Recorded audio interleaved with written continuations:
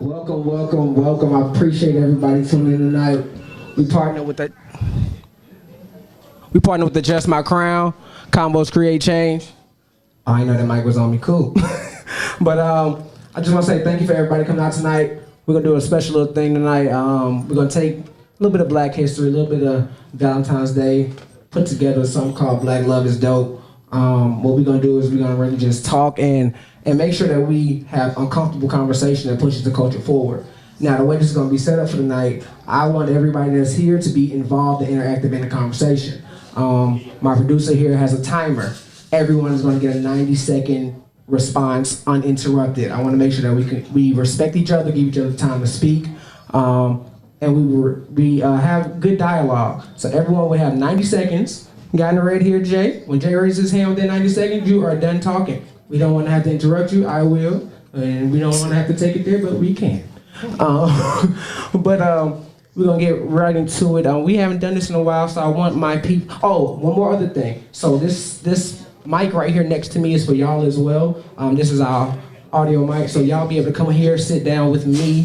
I'll get up or y'all can stand next to me or whatever and have an engaging dialogue with us. So y'all just come stand next to me. I'll pass y'all the mic and we'll have a conversation about whatever's on our minds. Let me introduce, matter of fact, I'm gonna let the panel introduce themselves. From left to right, my brother, Mr. P.T. Duval, represent Duval County. All right. Do-Right, you gain success. And Mrs. Hi, how are you guys doing this evening? My name is Nay Star. I am a singer, dancer, dance choreographer, and I also rep my brand. This is my company, Beauty in Black. Shout out to Beauty in Black.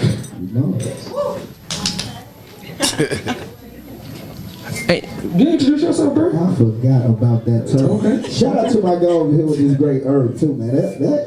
That's a nice situation. Shout out all the vendors. Right.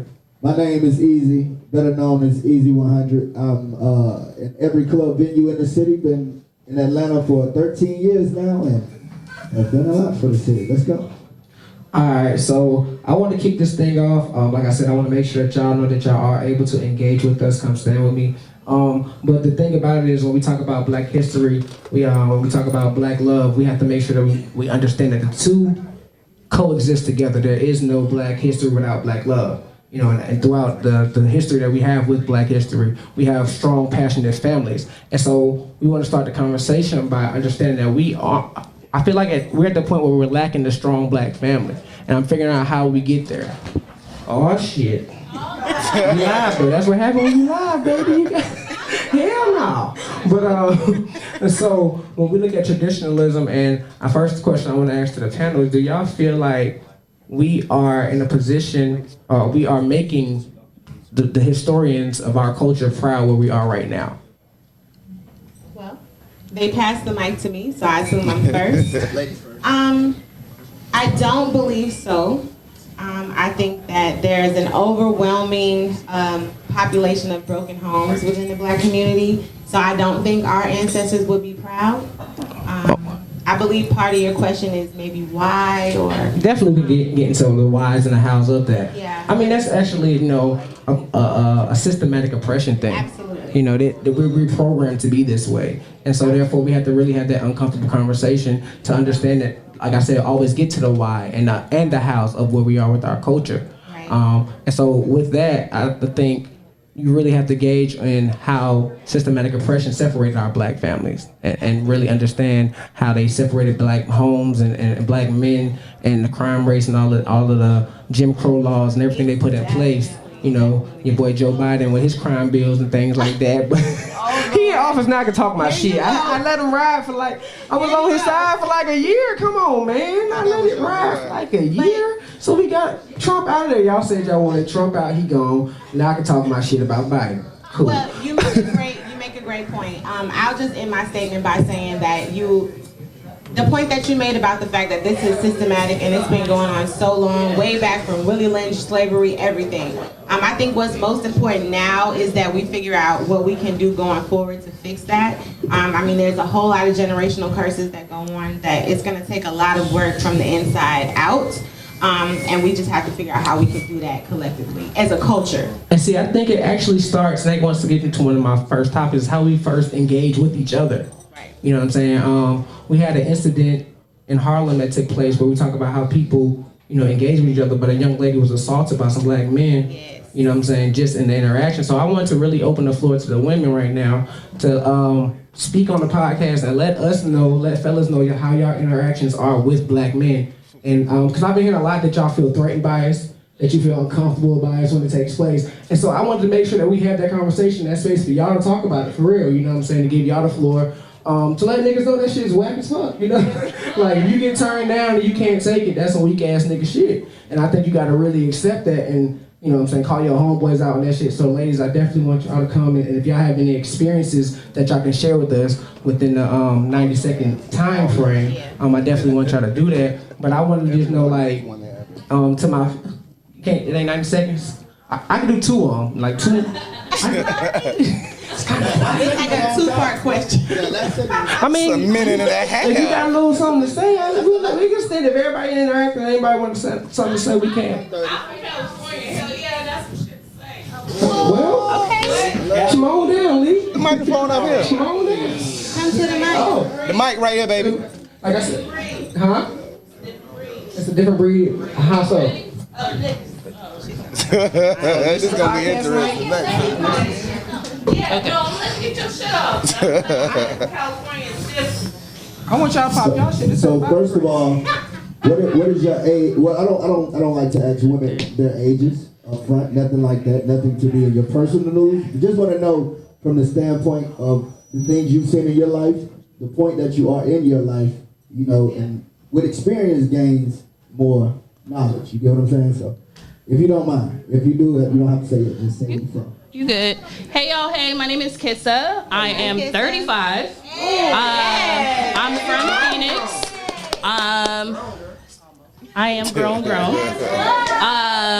Yeah, so as applying the part of the question that I'm going to respond to with black men, let me start off positively. I love you. I really do. We love you I love too. you and I enjoy you, but y'all got to do better. As far as the conditioning in which we have and which we do for our men, we raise our little girls and we coddle y'all. So y'all have time to figure out what it is that you want in life, while we are conditioned to raise a child, cook for the household, clean the household, survive on our own, while y'all are figuring this shit out. These are my experiences. I am generally speaking. So if y'all feel attacked, we can talk. So for me, again, in my household and my experiences, what the fuck y'all bringing to the table? And I am frustrated and I need y'all to get this shit together. Secondly, I do not feel protected. So, You know, I'm gonna give you a round of applause first. That's what you get. I'm letting the room open for everybody. Go So you telling me you don't believe in 50-50 relationship? That's what I didn't say. Well, we don't. Baby. Wait. First of all, we went a lot of different places with that conversation. Come on, I see you. We right here. We wanted to start that with the how we encounter and interact with black women in the first.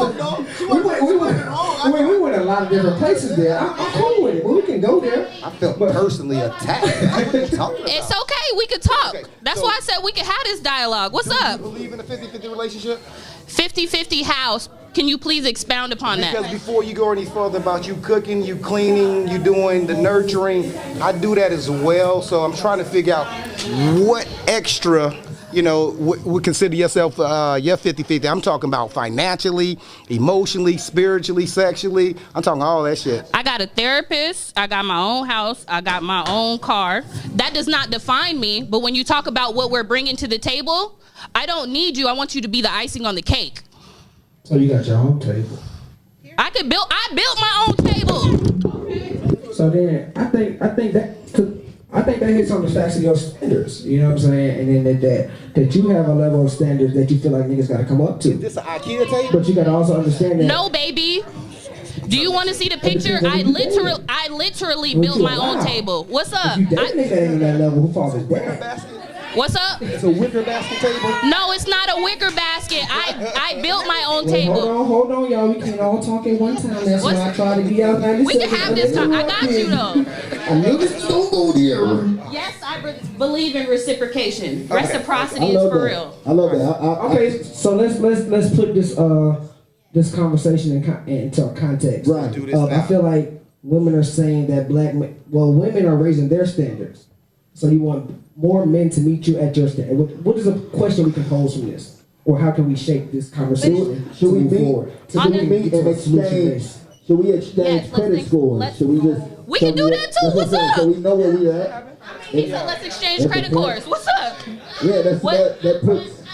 I think we get to a point of standards, right? And I think that you have to understand your boundaries and your standards in a relationship and what you want for yourself. And a lot of times you gotta understand that, like, and I think that the problem with standards, because a lot of times when we talk about women and having standards, the thing is, y'all want men to meet those standards, but there's not a lot of women holding them to that standard.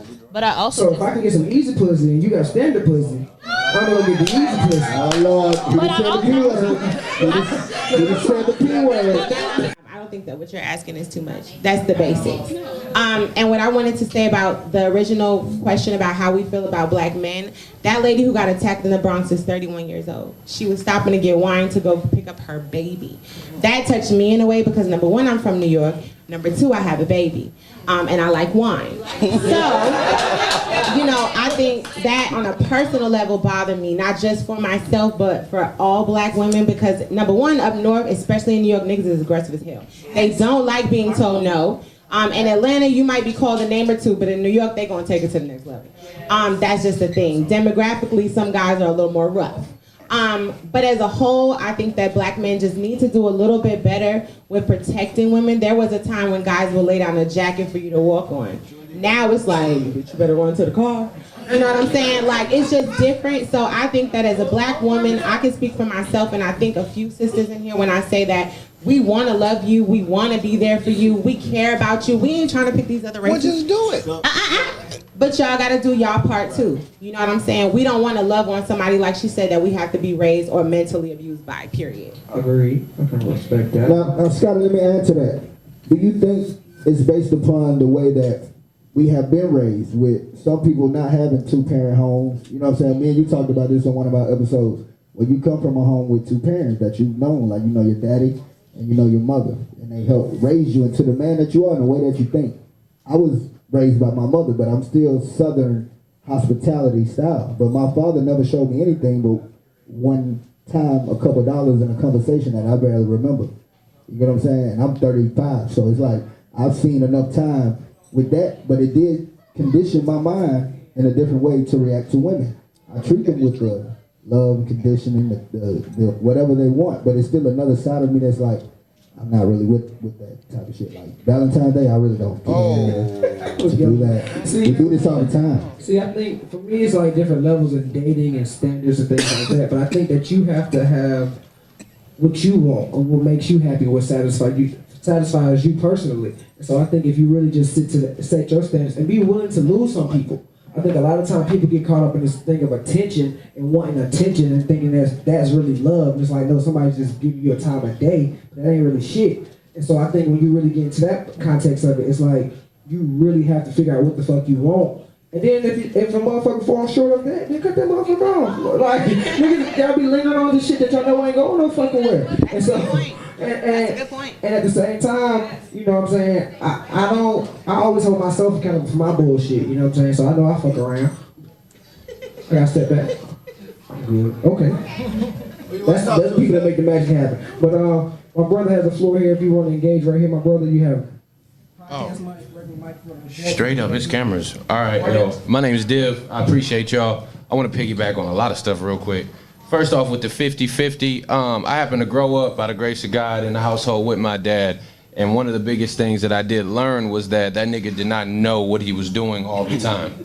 I think that's the biggest point that when we talk about 50-50, the 50-50 is that we're both trying to like build on like emotional baggage and deal with the fact that this human needs stuff every day on a regular basis. I'm only 30, but my kid 18 months and I still don't know what the hell I'm doing. So I get that. When I think 50-50, I think it's more about like effort is what we talking about. Like she said, she feels like she's raising young men and blah, blah, blah, blah. You're supposed to know at a young age that you're supposed to chase your goals. With that, yeah, I don't know. just don't sweat us on that. Like everything. I don't think society, as much as we're told we're supposed to look at her, find her, poke her, and do what we got to do, but that still is like it's on us to do that. You know what I mean? I think a lot of the times we're supposed to go out and we're supposed to bag her, we're supposed to court her, we're supposed to do these different things, and I'm not making excuses because it ain't that hard to be a decent nigga. Hello. But I'm just saying. I'm not saying It it's is hard. not basic. I just I said decent. I said understanding. I think in the pursuit of happiness, in the pursuit of understanding, trying to understand. But I had another point I was gonna do, but that shit is hard. You fine. You already know. Juicy. Hey, great, hey, well said. So, sure. Everybody, I mean, like I said, get ready. So this is my thing, like, to piggyback on what he said about being a decent nigga and things like that, like, again, I think it really is where you at and where you are at in your life. Like, a lot of niggas go through a whole phase, you know what I'm saying? And you gotta see who, like, the niggas that y'all are dating, you gotta figure out where they are and have those uncomfortable conversations early, because really, like, if y'all ain't to the same shit, and at the same time, you gotta understand that, like, if you giving off those vibes that he just gotta stay in there for a little bit longer and hold on for some bullshit, and you just go on with it, then everybody got to hold themselves accountable. You got to be able to remove yourself from things that don't make you happy. And like I said, if you're going to have a standard, have a standard. Did you have something you just want to get into directly? Or did I need to answer? No, it was piggybacking off of what you were saying. Mm-hmm. Come on. Talk that shit. That's a lot. You want me to think and talking to two mics? Yes. Okay. Whoa. Okay. So I think that the standard. Okay, my name is Nia and I'm 29, and I may be wrong, but this is just my perspective. I feel like when all of us growing up, if you think about the standards that we know as far as anything in life, we learn it from our parents and our family. So I think when you're getting to know a person, you should probably ask them and inquire about their parental situation, because we learn our standards from our parents. The type of men that I'm attracted to, or the type of men that I try to stay away from, is based off of the model of man that my father was. And my father he was a great father. He was an amazing father, but he was a hoe. And he had women up the woozah. And he was with my mother from 8th grade until 35, and they still flirt around right now, almost 60. But what I learned is that men cheat. And my mother, in a sense, taught me to stay, you know, because she stayed and she loved my dad through that. So I think a lot of girls and a lot of men love or lack thereof because of their parental situation. They don't know how to love a woman because they never had a man love their mother properly, or they don't know how to pick a good man because their mother, you know, picked horrible men. So now there is a cycle, a generational curse. So I feel like it's all about breaking generational curses now, because we entering into a new phase where we're not toxic love and being broke and all of that. We breaking all of those generational curses, and it's just about working on that and, you know, digging, you know, into that. Amen. Great point. Yeah, I appreciate Wonderful that. point. Thank you for saying that. Wonderful point. So to piggyback off that, I think when you talk, this is a smoking event. This is a smokers event. Fire that shit up one time for the 9-9. You know, none of that bougie shit tonight. We enjoying ourselves. But no, I think you really have to have the in-depth conversation about what you see. Representation matters. You know what I'm saying? If you've never seen a black man love your mother or something like that, or even seen. So my thing is this: do y'all think that we see enough positive black images of strong black families in the media or portrayed? Because I think whoever controls the images controls the minds, and that's why I got into creating these type of narratives so we can put these images out there. But I think that, like, so my question is, do we get to see enough successful black love stories? Do we see enough of that? Like, all I see on TV and in the media or in the music or in the culture is a bunch of bullshit, and it ain't really progressing us in a manner. So what do you see? I mean, I don't know. I'm fucking with the Will and Jada. I don't know why. I don't know if Will I don't know if he's. Can you elaborate on what the Will and Jada may be? Entanglements? That sound like entanglements. That sound like entanglements, my boy. Because she said something about people cheating, so we gotta talk about that a little bit too. You always go to the scandal. I get it, you know what I'm saying? But their love and their understanding of what they want as a unit, as a family, and as an empire that they built, they stand on it. I can respect the fact that they are willing to sit at a table, record themselves like we're doing, and talk about, I was just in the room with this little light-skinned nigga. Say, yeah, I am what? Like, you know what's up. Like, that, and he respected that. And they still... But see, that's the thing about honesty in relationships, though. Like, people ask for honesty, but how honest do you really want somebody to be? Because a lot of times, you can't handle that honesty. I want to be honest as Future. Be honest with you. Let's be honest. That's not gender bias. That's on both sides. Oh, you can't be the heckler. you remember the white lady that got cursed out by LeBron the other night? You can't be her. Can't just be talking shit from the sideline. You gotta come up here. Yeah, if you gonna engage.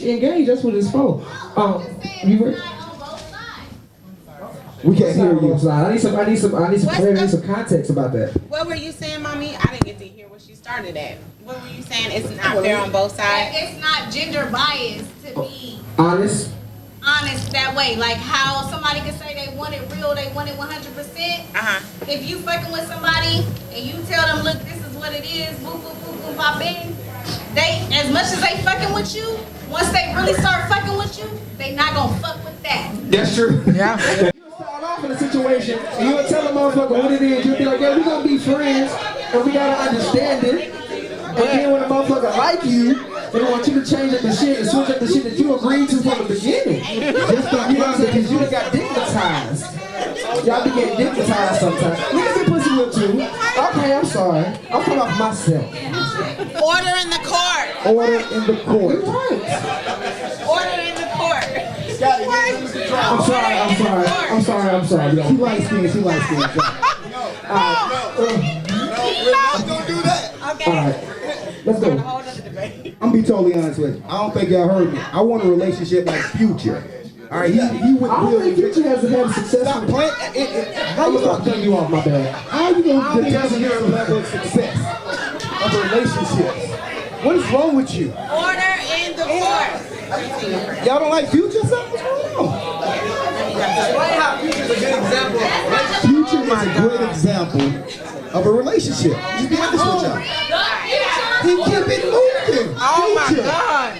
The Notorious Jackson. Future. Hey, all right, guys. All right, wait. We'll get back to that. That's later. Go ahead, sweetheart. My name is Chartisi. I'm 41, and I know he's gonna time me 90 seconds, but y'all gonna want to hear this story. So, black man, one, I love you, but I had to learn how. I had to learn how because I was not taught the right way, and I do feel like, and not to disagree, but agree to disagree a little bit with Kisha. Us as the women, we know we for real hold a backbone. We know that. We know that we are the homemakers. We know that we're taking care. We know that we're doing all this. And we have to understand who we are in a situation with, number one, because it got lost through the generations. After the great-grandparents, certain things weren't taught anymore. Amen. We got 13 and 14-year-olds having children. They don't know how to be no fucking mama. So what are they teaching? They're teaching what they know. So as we're raising our young men, it is our accountability and our responsibility to raise the man that we want them to be in the world. So if they're not able to, what in the fuck is a 13? And there ain't no shade to that, shit happens, but systematically and realistically, what are they teaching them? So what they're putting in the world is what we're receiving. Now, for the ones that are my age and older, and you're talking to somebody that didn't know, I'm the typical black author book, Black Girl Lost. I went to prison at 20. I did 15 years. I've been out about 5. 5 years into my prison sentence, my today husband, who was my boyfriend back then, went to prison, feds, and did 10 years. We left a 1-year-old and a 3-year-old on the street to be raised. And the men that they are in the world today was what they were taught. When we came back, they were 16 and 18 years old. But they some good men now because, no, I didn't want to do that time, but I came out of the current and I was able to see. I was able to learn. It was a horrible fucking experience, but I was able to get snatched the fuck out the street and see something different. Options were being created. We own 2 businesses today. I've been out 5 years. We're homeowners today. We made a collective decision when we got out. We weren't studying each other, but we grew up enough to say we got to give it to them, you know. So we weren't enemies or anything, and gave them a 2-parent home, but they don't know. So yes, we can hold them accountable for what they know, but if they don't know, you need to know who you're getting in a situation with and understand what that means and see if you're strong enough to say, let me see if I can work with him. And I'm not saying that it is our responsibility to raise them, but is it really? They came from us.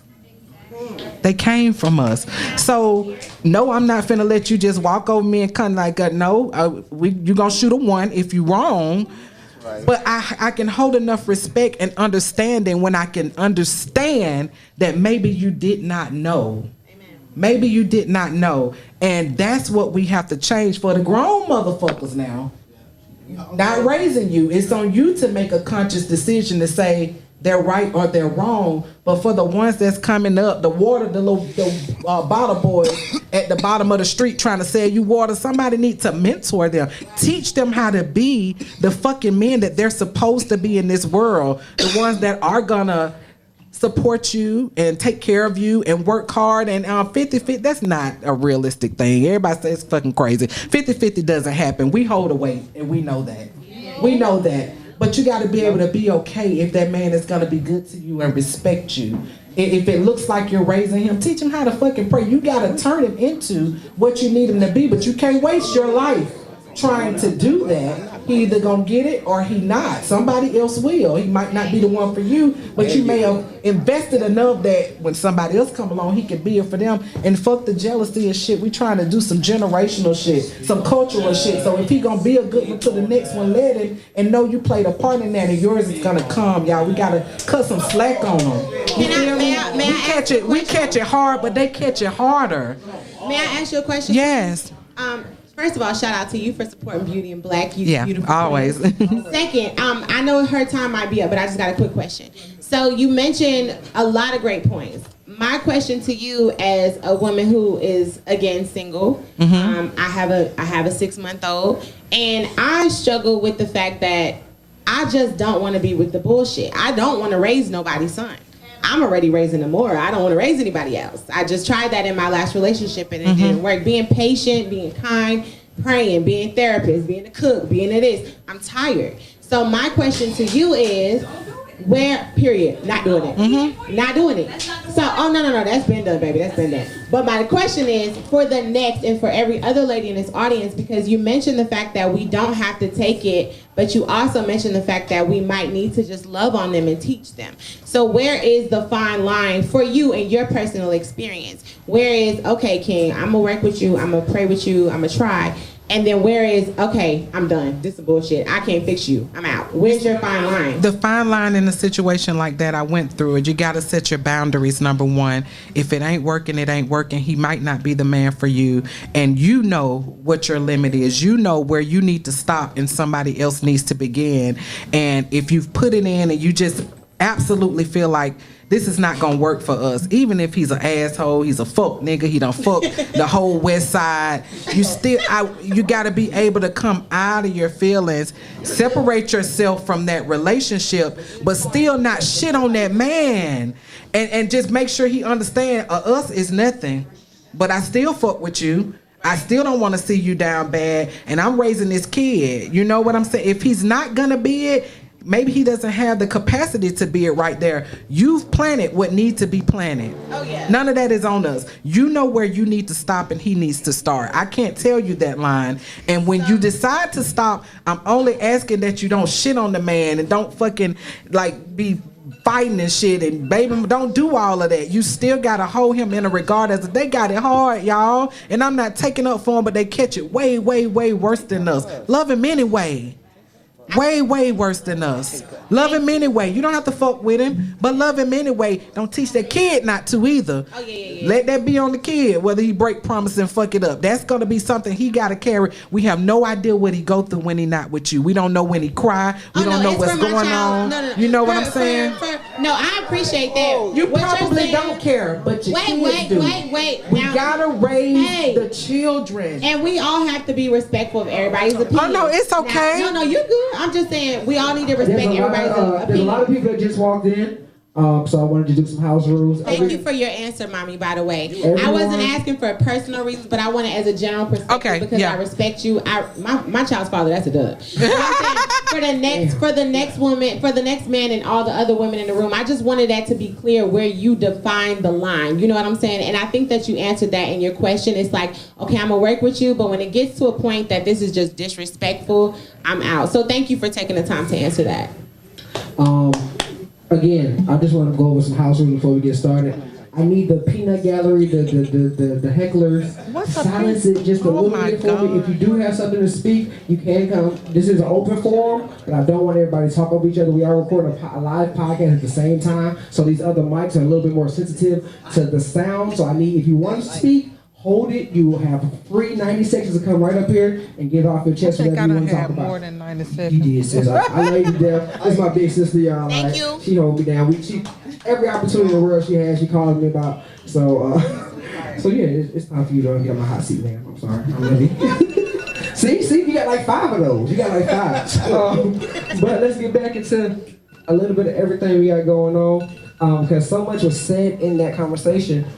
I want to answer your question. I'm trying to figure out how to turn off his timer. Hold on. Let me answer your question. Come on, do your rousey dowsy. My question, babe? No. What's your name? Scotty's question. Okay. You posed a question at the beginning. You said, how are we showing a good example of what black love looks like? And here's the thing. Let them know then. Because we mentioned Will Smith and Jada Pinkett, and we see all these couples out here having issues and problems in their marriage and relationships, but we don't hear a lot about these marriages, right? If we're gonna say that marriage is the ultimate standard of love, we don't hear a lot about it. We don't hear the ups, we don't hear the downs. We only hear the crazy shit like entanglements. But honestly, to me, that was an agreement. That was an agreement in their marriage. And they're still married. And they're flourishing. The kids are great, they still making money. Dude made a song about it. It's obviously an agreement, you know what I mean? So we need to talk a little bit more about what happens in these successful relationships. Amen. You know, because there is a lot of toxicity about men, women, and relationships. We hear, oh, fuck a nigga, get a bag. Excuse me, I've been drinking. I love it. But we hear all that, you know, Megs, you know, get a bag, get a Birkin, get this, get that. And not to say that these aren't good relationships, but they're not successful relationships. Right. It's not a ring, it's a bag. You know what I mean? Let's bring it back to what our mom and dad taught us, what it looked like. And ain't nobody talking about that. Parents, who got them? Who got them like that? So I think we need to hear more of those stories, these marriage stories, these Marie and Malcolms. Because a lot of people had to say about Marie and Malcolm, but that's a lot of people's life. And that was a healthy conversation that these two were having in their relationship. That is a relationship.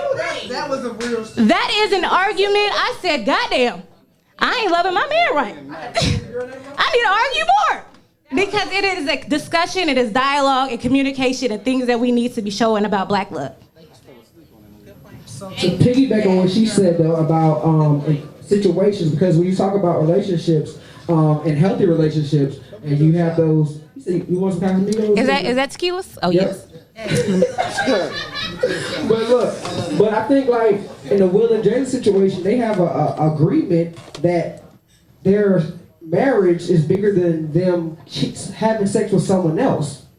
And so I think that are enough women ready for that conversation where you stepping outside of that person to be happy, but at the same time you understand the boundaries of a relationship that you set, because not too many people are mature enough to know that their partner is having sex with someone else. Right. You know what I'm saying? So and then that gets to bringing other people into the room and understanding what may make another man happy. Because I feel like the problem in a lot of relationships and why a lot of cheating occurs is because people settle. And they're not really being honest and being true to themselves. They're not genuinely happy with the person that they're with. Right. And unless you are genuinely happy with the person you're with, then you're always searching for something else. Yes. You looking, you peeking, and I don't want that. You know what I'm saying? I'd rather be single. I'd rather sit down. If it ain't everything I want, then I ain't going for it. And then if it is, then shit, if I want another piece of pussy, is you okay with that? Right. Because you might not be everything, but you might work for this situation. Right. You know what I'm saying? So that's a real interesting dialogue that you have to have in relationships about bringing other people into the situation. Because there's a lot of shit that Will got going on too now that, you know what I'm saying? He just ain't have. Now let's be real. August was a whole ass nigga for speaking on it. Yes. Right, like you gotta be. He was the only one that broke the code, though. He broke the code. He was the only one in the situation that was hurt because he broke the marital code. Them two married people. Listen, though, them two. Let me say. But y'all let a man with mental health issues into a situation and expected him to hold it down. These two married people broken when he came in. Say that. These two married people had an agreement within their marriage that we're gonna see other people. We're gonna find our own happiness, whatever that is that makes me happy. We're gonna do that. Obviously, there was someone that was hurt in the situation. Right. Who is the hurt person? August. Right. August is the only person losing right now in this situation because Will is still smashing Jada right now. They probably making another baby, and August is making another sad song about how he missed Jada. But Scotty, for the statement that you made, Scotty, and Queen, those were great points. The statement that you made about relationships and a lot of times, like with the whole cheating thing. I've come to learn, I'm in school for my master's in clinical mental health. I'm in school to also be a therapist to run a practice. And one of the things that I'm learning is that a lot of times it really doesn't have anything to do with your partner. A lot of times there are internal issues within that person as to why people cheat. So to say that thanks, friend. To say that, you know, it might be the person settling with the person that they're with, I don't necessarily think it's that. I think that when you're dating somebody, you really like them. Sometimes you may settle with a thing or two you don't like, but ultimately, if you're dating someone exclusive, listen to him playing August in the background. You trifling. I love it. I love it here. But what I'm trying to say is, you know, in most cases, and I can only speak but for so many women, but I know for a fact that a lot of times when guys go outside of their relationship, in my experience, as far as learning, it doesn't necessarily have to be the partner. The partner may be the person that sparks it, you know what I'm saying? They may have started the situation, but I think that when you're spiritually and mentally grounded, another person can't make you do anything with anybody else. I agree 100%. It's got to be something already inside of you that might be broken, or it might be that child inside that didn't have that love or that family. I don't know, but we can't blame that on the person that you're dating. That's not what I meant by that. So to clear that up, please clear it. So to clear that up, what I'm saying is that if a person isn't happy in their situation, I don't want women to feel as if it's their fault. That person isn't satisfied in that relationship. And, you know, I don't want you to carry that guilt. And that's an internal thing that he has to find his happiness. Right. And unfortunately, it may not be with you. And at the same time, you might be a great person. And it's hard to walk away from a great person that ain't did shit wrong to you. But at the same time, I'm not 100% happy. There's something missing. And so therefore, what I'm saying is that you have to figure out what your level is. You know what I'm saying? And a lot of times people settle for the comfortability, for the security, you know what I'm saying, for the financial situation, for the pretty chick that ain't got too much of a conversation. So what do you suggest your kids do when they get to situations like that? You got to be real with yourself. I'm going to say that. Realistic goals, right? In life, every day, we're out here trying to chase a lottery that is really like one of the lotteries you rarely hit. You want a man that is never going to cheat. He's going to be with you till you get old, sick, and gray. He's going to be the sweetheart that you want. He's going to provide the way you want. He's going to have all your kids. He's never going to step outside his boundaries and do anything to disrespect you. He's never going to call you out the B word. He's never going to disrespect your mama. You want this man to be like this for when he meets you at whatever age you are, and to the day that y'all die. That's the fairy tale. That's the what I honestly believe women are more sold this lifestyle and this belief that monogamy is like the easiest thing for every person to have and every man to have and every woman to have, just to be like, we're in this, I'm gonna be with you forever. Like, you know what I'm saying? Forever and ever and ever and ever and ever. Like, it's an eventual point that we're gonna come to that's gonna hit. Like, either I done stepped out, you done stepped out, or we done did something on either other end that disrespects that level of what we gonna do. And we're gonna be together, we're gonna stay together, we're gonna do this shit. We gotta be realistic with what life is. Like, it don't go in a fairy tale. This ain't a fairy tale. My love, introduce yourself. Go ahead, mama. Hey, young kings and queens. My name is Portia Miller, but everybody calls me Queen. I'm a activist, and also, and I am his big sister, part of Change Creators. I'm 41 years old. I'm an Army vet. I'm married to my wonderful husband. We have been together. I say who? Army strong. We have been together going on 10 years. We've been married going on 8 years. And I'm gonna tell y'all something about being a strong, independent woman. I almost lost him before we got married. Being that I'm gonna say that because me and him both came in as good people in this marriage. However, when I got in my soapbox, I messed around and let him know how independent I was because I came in with money, I got my own car, I got this, that, and the third. And then when he did not argue back with me and pack his stuff up and was on his way out the door, I said, oh, wait a minute.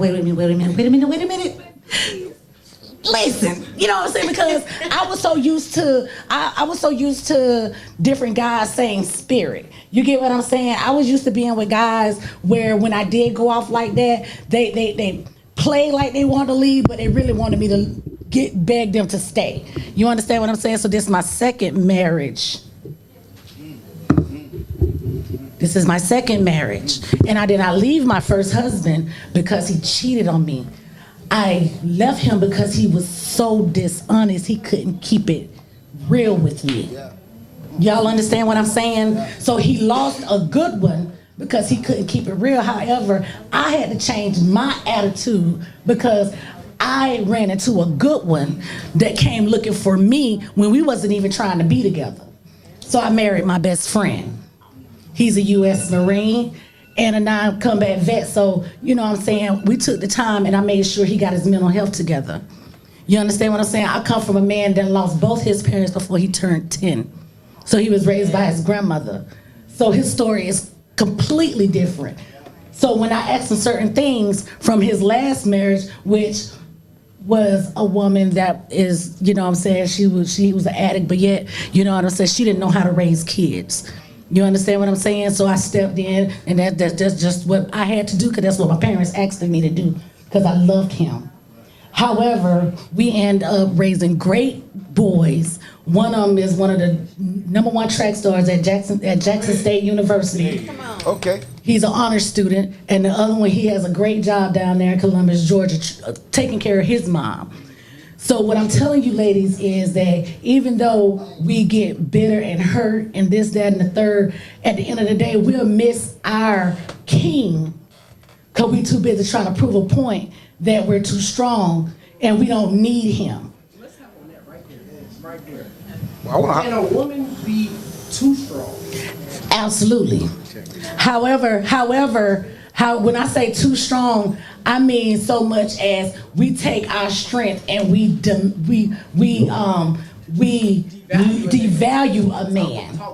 And we talk down on him. But then when I messed around and found one that had them mic check me, and I was like, wait a minute, you know what I'm saying? Who you talking? That's all I had was who you talking to. You know what I'm saying? Yeah, at the end of the day. So I took the time and I gambled on my husband, and we have our own company. We have our own home. He bought me a home. You understand? He bought me my first brand new car. Y'all understand what I'm saying? So we had a lot of things that come, but at the end of the day, I want y'all to know is don't be too strong where you miss out on a good one, and change your spirit, and then you'll find your man. That's all I gotta say. Amen. I love that. I want to touch on that first point. The first thing you said out your mouth, you said you had some money. So about you having some money, 100%. I'm being dead ass serious. You know what's going on. What they think. I'm being dead ass serious. You know what's going on. A lot of women who have money. That's the first thing. So What's money? More than you, motherfucker. You know what I'm saying? So literally, Financial stable person of the relationship. literally, you know what money is. She already automatically said it, and you know what I'm saying? I'm locked in with you when you said the money part. It's not a lot of women who have that money. But for you to change a man's idea with that money that you have more than him, that's fucking amazing. So you need to teach, I don't want to bullshit with you, or help people out to get more money. Because I'll tell you what, I'm gonna change the narrative up here real quick. I go to this little spot called the Broiler. Every time I go out there, they all waiters. I go to women, all the women out there. I say, could you pay for my food? They look at me like I'm fucking stupid. I say, why not? I say, every time y'all go out, y'all get free hookahs, y'all get free food, y'all get free drinks, y'all get free to get the fucking in the club. Y'all stand in the motherfucking section for free. Y'all get every fucking thing for free. And then on the back of that fucking receipt, guess what I put on there? If any woman took the time out to pay attention to what a man is saying besides trying to get some fucking money from a nigga, you get $100. Bitch, look, blow up. Oh, get everybody to try to pay. But the point I'm trying to say to you is this. When you find out that your worth is what you are for real, and that's the money, and you bent down for a nigga, I appreciate you saying that. But you need to teach some of these women how to get some money. Yeah. That's serious. Oh, off the top, and one thing about Queen Kisa, she did say she had her own table. Okay, period. She did say she had her own table, but what I do want y'all to know is you can build more tables if y'all learn to be a team player. True. Build more tables. You know what I'm saying? Because I had my own table, but he had a table too. So at the end of the day, I had to make sure we learn how to build together. You understand what I'm saying? What's your name again? My name is Portia Miller, but everybody call me Queen. Miss Portia, let me just say, I know I'm completely unbiased. I want to say that what you just said is really gold. I come from a two-family home, so I have my mom and my dad. They've been together since 18 years old. So I get a lot of woman perspective, but I get a lot of guy perspective because my dad is my best friend. And one thing my father has always taught me is that when a man is interested in you, you know, number one, guys like to say, oh, we don't chase, but when a guy is interested in you, he's gonna really show you. Oh, absolutely. Next thing is when a guy has expressed that interest and, you know, he's taking you out once, twice, whatever. My dad always say, make sure you come out your pocket. Absolutely. Make sure you let that man know, I can also give. I can also take care of you. Now, say you dating a guy that got hella money. You might not have that much, but that's okay. On that third date, cook for him. Absolutely. Or make sure you get a damn Subway sandwich and y'all get a picnic. Come invite him out, because one thing that you said makes so much sense is when you're a team, and I think that is something that is lost within the females in the culture. And we forget to be friends. Exactly. It's like the culture is saying now, give me this, give me that, whatever, but in exchange, all you giving is box, but a lot of women are giving box. So I think on the alternate perspective, we forget to give soul. Exactly. We forget to give soul. You have to let the guy know also that you're just as important. I don't only want to take, I can also bring, you know what I'm saying? And then when you both come into the relationship or a situation or whatever, knowing that I'm not here to just use you. Like, I really care about who you are. I really want to get to know you on both sides. That could be the beginning of something beautiful. You said a lot that I agree with. Yeah, absolutely. You all right? Give you that new news. Look at y'all. Black boys, y'all about to make me cry up here, man. I'm really loving the My dad is big on that. I need all y'all to start Boys and Girls Club. So, you already know what you want to talk about, or do you want me to, or you got somebody off your chest? I mean, I'm just gonna hit on. Talk to him, man. You said you want to talk from good black man perspective. Yeah, man, what's going on, man? What y'all doing, man? With my lady, I'm representing my lady foundation, the Girl Like Me Foundation. I'm with a couple of friends and all that. Well, yeah, what's going on? You know what I'm saying? Hey, look, no, for real. I'm from Atlanta, Georgia. How y'all doing? I can tell. Yeah, I'm straight from the city. You know what I'm saying? Right, North Side Drive, man. You know what I'm saying? Fresh up home. Hey, man. Listen, all right. So, basically, man, when it comes to the black man, first we gotta stop trying to be gangster. You feel me? All this rap music. You know, I do music, but you know what I'm saying? If you listen to my music, I'm not trying to promote gangsterism. I'm trying to promote you know, kings, you know what I'm saying? Because I'm 25 years old, you know what I'm saying? I've been in prison, you know what I'm saying? And at the end of the day, you know what I'm saying? We just, as black men, we get neglected too, but I got 5 older sisters, you know what I'm saying? I got kids. I love my kids, and I raise my girls. I got twin girls. I raise them to be queens. And they not being fake. They gonna only want what they dad is. You see what I'm saying? And that's what a lot of men forget to do is, you know what I'm saying? I treat my mom. My mom's my queen, my sisters, you know what I'm saying? But a lot of times women do forget how to understand that us black men, we need love. You feel me? Like, I'm 25, but I'm an old soul. You know what I'm saying? I got grandmas from my grandparents. They died. You feel me? A couple of years ago. They old souls. So I learned from them. My grandparents all married. Uncles married. You see what I'm saying? So I learned how to cook. I clean every night. You know what I'm saying? Shoot, they say, Daddy, you make the best food. You know what I'm saying? Hey, listen, you know what I'm saying? But at the end of the day, man, I feel like women, they get misused, but at the end of the day, we all make excuses. Oh, y'all know what y'all choose. We know what we choose. We know if we choosing somebody who ain't really, you know what I'm saying, about that. We know what we going for. And y'all know what y'all going for. So all the excuses, you know what I'm saying, this is life. You know what I'm saying? You know if you're going to end up with this person, you got to really want to be with that person. And you're going to be with that person. Inshallah. Thank you. So one of the first things he said is something that I want to harp on. Oh, let me jump back in the seat. My bad. Is our hip hop culture a destructive culture for us to have? Yeah. Cause I've been looking at this shit for real. I've been really thinking about this shit the last couple weeks, y'all. And I'm like, if you really look at hip hop culture though, right? Like, even the niggas that make it, a lot of them is dying. So you got people that can put families, that can take away generational curses of poverty, that can really be making hundreds of thousands a show and put families in great positions, killed by another young black man. And it's I meant to say self-destructive. That's what I meant to say, I'm sorry.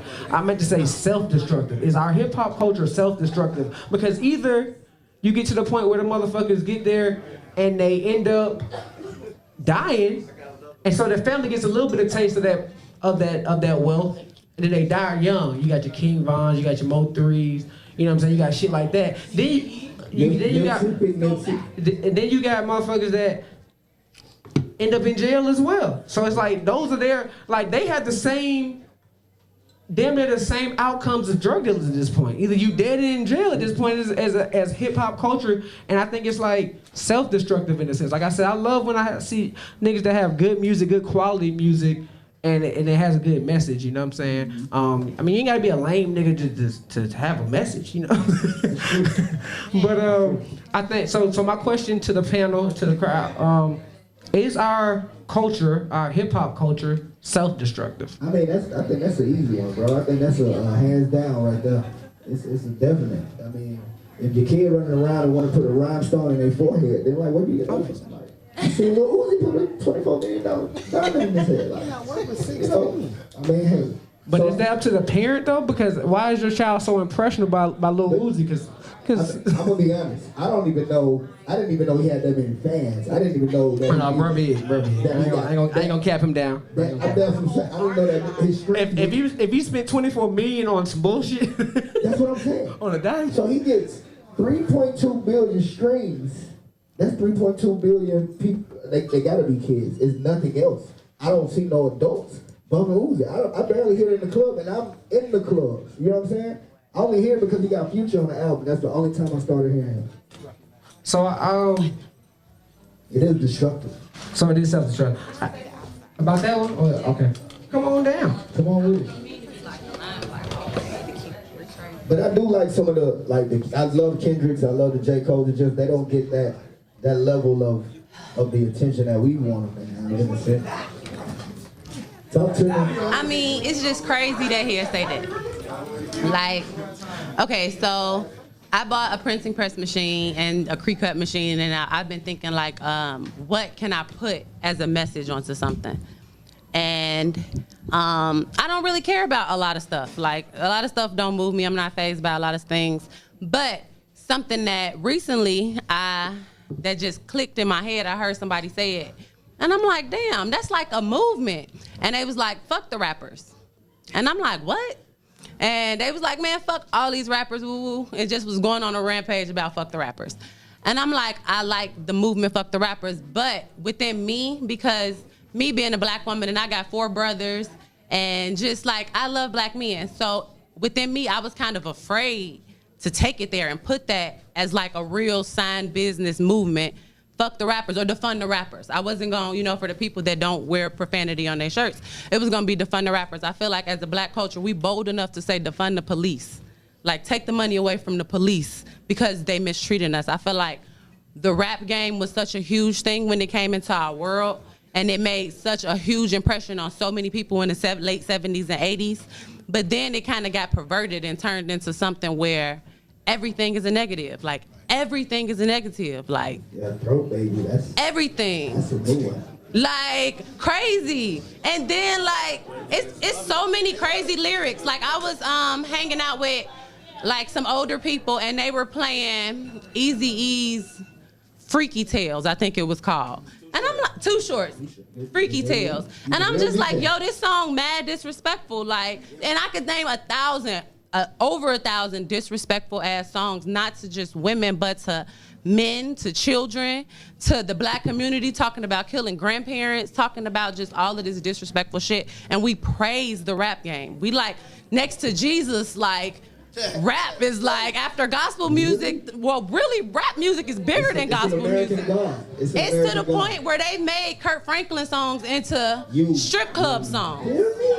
Like it's become like a real problem in the community. Like, and it's a nice song, but it's in essence where they've learned that black people we moved off of drums, we moved off of music. So really, somebody could get the tapping their foot in here, somebody could tap the table, and then we could turn this into a real party. So it's really the music that we moved off of. I don't even know what half these rappers be talking about.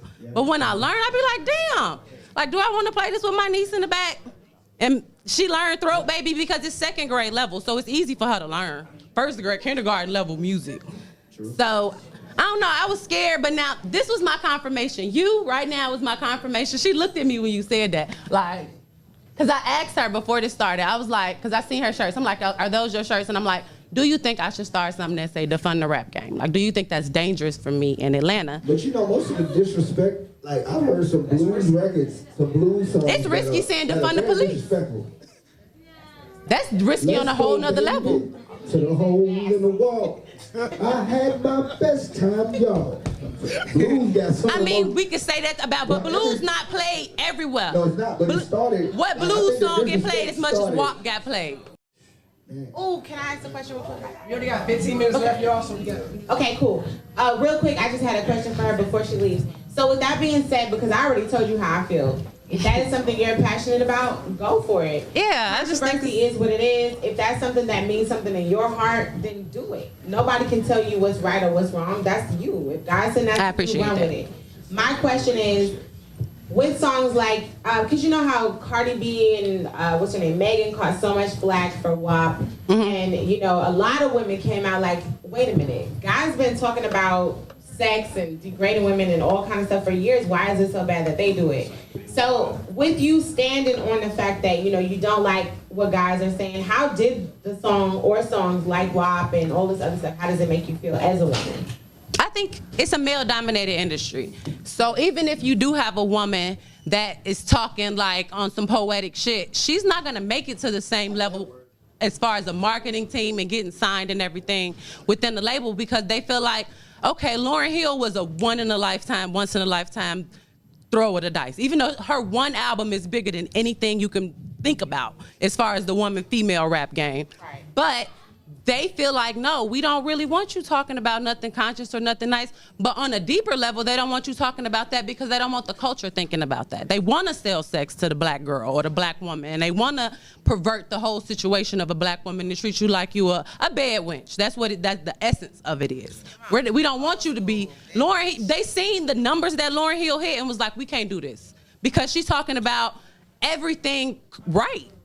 She really trying to school you on the game about everything. If you listen to that album, she school you about everything. And if you somebody who trying to sell rap music, you don't want a Lauryn Hill out here, because that if you're a mom that's playing Lauryn Hill and you my son and you hearing that every Sunday when you cleaning up, or every you know, that's gonna be repetitive in your head. Most of the nicest guys, the sweetest guys, are the guys that grew up having to listen to the old shit in the house with their mama, listening to 70s and 80s love, Al Green and shit. The niggas that never heard that kind of shit and can't grasp that concept are fucking monsters. Now, I'm not gonna say they monsters. They have the potential to. Every man has the potential to become a monster, because that's just, the black man is just everything. He can be the nicest man on the planet or your worst fucking enemy. But it's all about, like, I'm going back to my original thing. I'm sorry. Parents. But thank you for answering the question. So, hey, thank you so much. Give a round of applause, please, people. Please. So we talked about a lot in that segment right there, and we got about 10 minutes left in the show. And even after the podcast officially cuts off, we can still continue the conversation. So the podcast will end in about 12 minutes for Convos Create Change. Like I said, if y'all want to stick around, we here till 11 o'clock. We can continue the conversations on the regular mics and do that as well. So my thing is this, though. I think even I had wrote one of my notes that Safari. Did y'all see the post Safari made the other day? And they had said something about it's easier to see women naked today than in the past. No, that's not true. What about Africa? Safari is the worst. And see, this is the thing, but a lot of people said that he was the wrong person to deliver that message because of who he is and who his wife is. But I'm one of those people that sees past the messenger. And so the question I was posing to end off the show, this will be our last segment. When it comes to social media, when it comes to like the OnlyFans and the things like that, and you can do different things on OnlyFans. You ain't gotta be. That was one of my questions. I have OnlyFans. Let me ask you. Let's side note. X-rated club. Would y'all date somebody that had an OnlyFans page? No. Yeah. See, that's a good. You gotta get details. I was looking at the numbers, and I was like, if I wasn't into this political life, why they ain't have OnlyFans? Pete. But no, that was a side note, because I don't want to go there. No, that was a side question. That was a side question. I'm sorry. Because that was above the. Right. We gonna get the money. But anyway, I'm putting my Obama mask on. But anyway, so who's more responsible? Like, because I feel like when you look at social media, women feel like you see all the naked women on social media because men like it. But I don't feel like enough women hold themselves accountable for putting out that imagery for us to like, because I feel like they don't understand the power that they hold. And I feel like men is just like, of course we like some ass and some titties and some pussy on the gram. I mean, what are we supposed to do? How we do? We ain't the strongest motherfuckers now. Y'all we are easy to please. Ooh, you got ass and titties. Hey, girl. Women are the real magicians of the now. Like, you know, y'all can use picture angles. Even when you put your foot up, when you put your toe up, it do something. I don't know what it do, but it just do something. And y'all can make it look. I done see some girls look off Instagram. They look completely different. Like, it fucks me up. It fucks me up inside. Like, she took a shower and she was a different person. Like, ooh, it killed me. That's because makeup artists are the devil. Everybody's an MUA. Every woman is like low-key MUA certified. Can you? Yes, Nate. Please, Nate. Please. Okay. Because the other day, right, I'm gonna be honest. So the other day, I had made a post about, and I always try to celebrate natural beauty and tell women that, like, self-love and things like, I try to always harp on that. That's always my message. You know what I'm saying? Like, love yourself as is. Like, find that confidence in yourself and how God made you. And then the other day I made a post like that, and then a woman came behind me and told me that any nigga that says that a woman looks better without makeup is a toxic motherfucker. And I was like, damn, here I was trying to be nice, and I'm always getting cursed out. I was like, how am I being toxic? Because I think maybe she just didn't look good without makeup. But that was her confidence, her insecurities eating at her. But how do women feel with the climate of their own self-love? Okay, so I will answer that. And being confident in themselves of who they are. Because I see so many plastic surgeries and fake titties is a norm right now. Like I was, oh, them titties is fake too? Damn, girl, I had no idea. But So I'm gonna be like totally 100% transparent, okay, right? Because sometimes I try to say things politically correct to be kind. But number one, as far as the social media thing, I feel like whatever you feel works for you is for you. I teach an art of seduction dance class, and the purpose of that class is women come, whether you're a professional dancer or you are just a mom or a woman trying to get out and have a good time. You come, you dance in heels. I teach you very sexy, sexual, sensual choreography. My goal is to have women come and release, no matter what you look like, what size, what height, what color, I don't care. You come, you tap into yourself, you embrace yourself, and we have a good time feeling sexy in the comfort zone. I think a lot of women, because of the pressures of society, always feel like you have to be perfect. You have to look this way, especially with the pressures of women who are single, who want a guy. You want to look, you know, top notch. You want to compete with the women who are getting the surgeries. You know, it's a lot. So that's why I like to create a comfort zone and remind women that you're beautiful. However God has you in this moment, you are beautiful. So when it comes to social media and what women post, hey, if you feel like getting on there and dancing and you feel sexy, whatever, do your thing. That's you. I feel like it's so many rules on what should be. Let that person be who they want to be, period. And that taps into the second point of the bodies and everything like that. I used to be a person 1000% transparent. I didn't like that surgery stuff. I was like, yo, however God made you is how they made you. Like, why are you doing this? Like, you know, but it took me getting older, and it took me getting perspective of the fact that maybe how that person looks in that moment they don't like. What if they want to get their nose done? Let them get their nose done. What if they're not comfortable with how their body looks? Let them get their body done if that's what they want to do.